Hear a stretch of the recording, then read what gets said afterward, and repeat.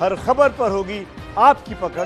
Download कीजिए ABP live app. Bollywood में कितने बड़े पैमाने पर सितारे ड्रग्स का इस्तेमाल करते हैं, नशा करते हैं, इस बात की चर्चा फिर से होने लगी है। सुशांत सिंह राजपूत मामले में एक नया ट्विस्ट आ गया है, एक ड्रग एंगल आ गया है और इसकी चर्चा बहुत जोर शोर से फिर से होने लगी है।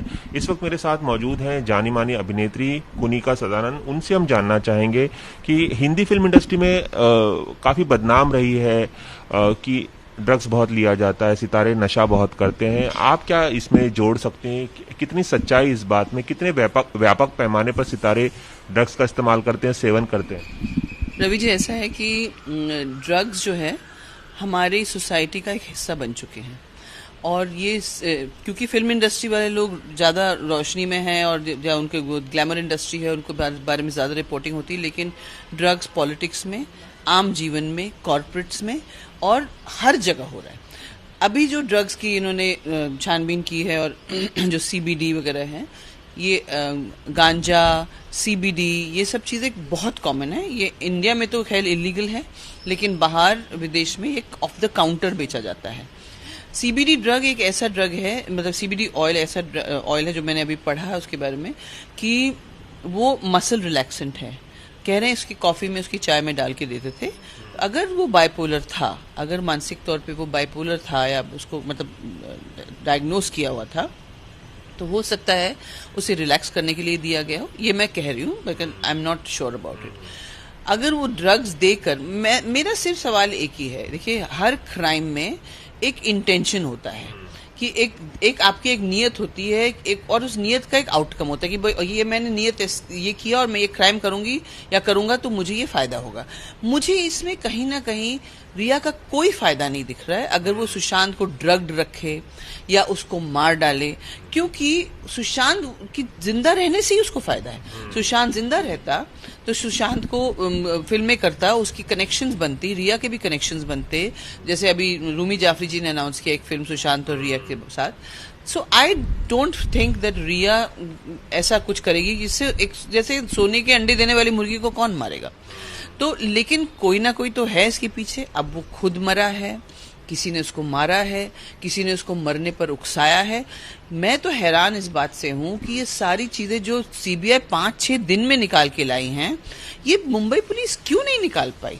दिस इज नॉट, ये अच्छा नहीं है, ये भरोसा नहीं दिलाता है लोगों को पुलिस के ऊपर। तो आपको लगता है कि मुंबई पुलिस की जो जांच की दिशा थी वो अलग थी, नेपोटिज्म की तरफ थी? तमाम 45 लोगों से ज्यादा से पूछताछ की उन्होंने। सीबीआई के आने से ये तमाम खुलासे हो रहे हैं और उन्हीं से ये सच सामने आ पाएगा सुशांत की मौत का। देखिए, यहाँ पे मैं कहीं ना कहीं उन लोगों को दोषी ठहराती हूँ जिनके खुद के अपने एजेंडा थे, जिनको they had axe to grind कि पुलिस से प्रॉब्लम, मुंबई पुलिस से प्रॉब्लम था, तो उन्होंने कहानी शुरू की।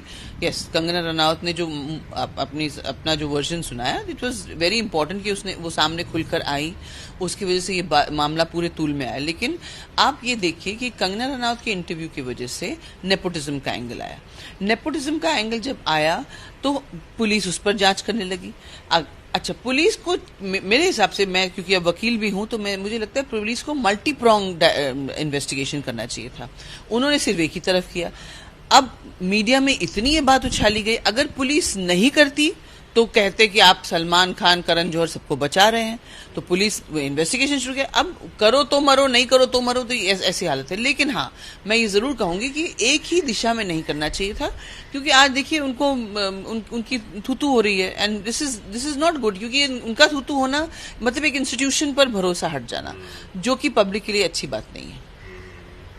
लेकिन जिस तरह से एक बार फिर से बॉलीवुड फोकस में आ गया है, कंगना रनौत ने भी ट्वीट कर ये कहा है कि बॉलीवुड में, हिंदी फिल्म इंडस्ट्री में बड़े पैमाने पर जो सितारे हैं और तमाम लोग जो हैं ड्रग्स का सेवन करते हैं और एक स्वच्छता अभियान चलाया जाना चाहिए। लोगों का अगर ब्लड टेस्ट किया जाए तो कई लोग ऐसे पकड़ में आएंगे कि वो जो ड्रग्स का इस्तेमाल करते हैं। तो क्या कहेंगे कंगना ने जो बयान दिया है ट्वीट के जरिए? नहीं, कंगना जी, मैं उनको रिस्पेक्ट करती हूँ एज एन एक्टर, लेकिन कभी कभी वो ओवर द टॉप बहुत बोलती हैं।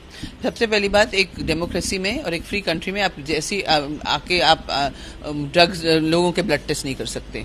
ब्लड टेस्ट होने चाहिए और ड्रग्स का ये पूरा जो बिजनेस है, इसको पूरी तरह से बस्ट करना चाहिए। और मैं तो शुक्रगुजार हूँ कि सीबीआई इस मामले में भी जांच कर रही है, नार्कोटिक्स ब्यूरो भी अभी इसमें एंट्री कर चुका है। आई वांट दैट ये बिकॉज ड्रग्स इज हमारे नेशन के लिए खराब है। पंजाब पूरा बर्बाद हो गया ड्रग्स के चलते। तो ये धीरे धीरे ड्रग्स, और अगर बॉलीवुड के अलावा मैं आपको फिर से कह रही हूँ, कॉर्पोरेट वर्ल्ड, बड़े बड़े कॉर्पोरेट हाउसेस की जो पार्टीज होती हैं, अपने जो पॉलिटिशियंस हैं, यूपी वगैरह में तो खुलेआम मिलता है, भांग वगैरह मिलता है, गांजा खुलेआम मिलता है, कुल्लू मनाली ये सब जगह पे तो लोग जाते हैं हॉलीडेज करने की, उसका नाम ही मनाली रखा हुआ है।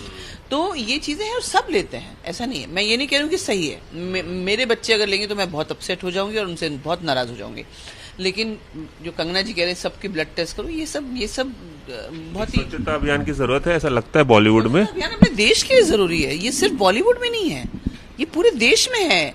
आप पीछे बैक रोड पे जाएंगे तो यहाँ पे मतलब रात के टाइम ड्रग पेडलिंग हो रहा होता है, लेकिन कौन इसको नजरअंदाज करता है? आपको लगता है कि बॉलीवुड को यूं ही खामखा बदनाम किया जा रहा है? नहीं, मैं ये नहीं कहूंगी बॉलीवुड को खामखा बदनाम किया, लेकिन बॉलीवुड के साथ साथ आप दूसरे लोगों को भी बताएं, उनके बारे में बोलिए जो ये ड्रग्स अलाउ करते हैं, जो ये हैंड इन ग्लव है पुलिस और जो बाकी जो भी लोग हैं, because it's a big business. तो ये सब उन सबको उजागर कीजिए ना, लेकिन सबका ब्लड टेस्ट करना ये सब बेकार की बात है। आप कह रहे हैं कि बॉलीवुड के अलावा हिंदी फिल्म इंडस्ट्री के अलावा भी तमाम जगहों पर लोग ड्रग्स का सेवन करते, इस्तेमाल करते, देश भर में उनको भी पकड़ना चाहिए और ये रैकेट जो बस्ट करना चाहिए। लेकिन मेरा सवाल ये है कुनिका जी आपसे कि जब फिल्मी सितारे ड्रग्स का सेवन करते हैं तो फिल्मी सितारों को आइकन माना जाता है, उन्हें लोग करोड़ों लोग फॉलो करते हैं, एक गलत संदेश जाता है। आपको नहीं लगता है कि इसलिए ये महत्वपूर्ण है कि बॉलीवुड के लोगों पर नजर भी रखी जाए और इस तरह का जो रैकेट है बस्ट किया जाए? ये कमाल की बात है, ये फिल्मी सितारे ड्रग्स करते हैं तो लोग उनको फॉलो करते हैं। फिल्मी सितारे और फिल्मों में कितनी अच्छी अच्छी बातें भी तो होती हैं। देखिए, समाज इस वक्त जो समाज पूरी दुनिया में जो समाज है वो एक अलग दिशा में जा रहा है, और वो दिशा सही है या गलत ये नहीं पता किसी को, क्योंकि वो नतीजे बाद में बताएंगे। So definitely you look up to, आपको क्या लगता है स्पोर्ट्स के जो लोग हैं वो नहीं ड्रग्स लेते हैं? उनका तो खैर यूरिन टेस्ट ब्लड टेस्ट बाकायदा होता है, लेकिन एवरी हाई प्रोफाइल, आजकल के कोई भी high tension high profile job में लोग गांजा पीना नॉर्मल समझते हैं कि मुझे रिलैक्सेशन होता है। And I want to tell you कि जिस दिन आप उसको लीगल कर देंगे गांजा को, things will be different. But we are not talking about ganja only. मैं ये कह रही हूँ ये जो मेथ, ये अपना cocaine, these are all very dangerous drugs. Everything अति से ज्यादा सब डेंजरस है। So it should be busted. ये कहाँ से आता है, कौन लेकर आता है, किसके सहारे से ये लोग बिजनेस कर पाते हैं, ये सब बस्ट होना चाहिए हमारे देश के फ्यूचर के लिए। चलिए, एबीपी से खास बातचीत करने के लिए बहुत बहुत शुक्रिया। कैमरामैन रवि पांचाल के साथ रवि जैन, एबीपी न्यूज, मुंबई।